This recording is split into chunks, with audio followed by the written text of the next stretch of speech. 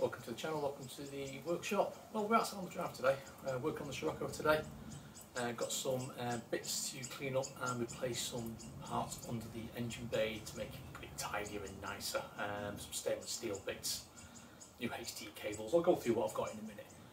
There'll be some other bits to me doing underneath here in future weekends.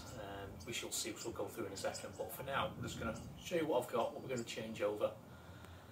And yeah, we'll get some parts fitted. So when I got the car back from Rush Republic, didn't do anything with the engine bay. He's had a quick jet wash and clean off from myself.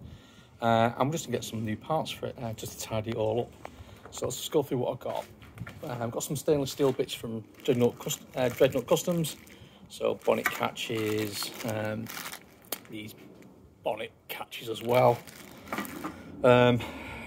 Stainless steel bonnet stay. Got to change the HT leads because these are sized ones. The ones I put in here previously were a very cheap set when I first got the car 15 years ago, so they need replacing anyway, so we're going to change those. And I've got some insulation panels to go up in there as well, so I'll put a time lapse on and we'll get fit into it all.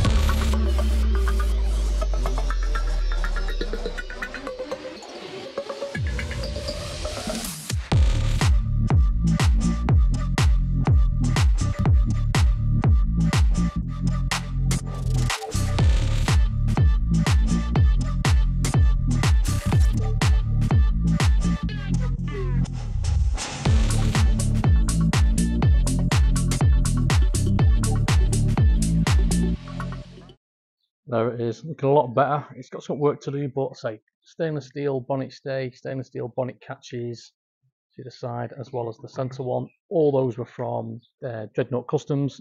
Got some fantastic gear, including the little catch that's up the paint being chipped on the scuttle panel. What else have we done?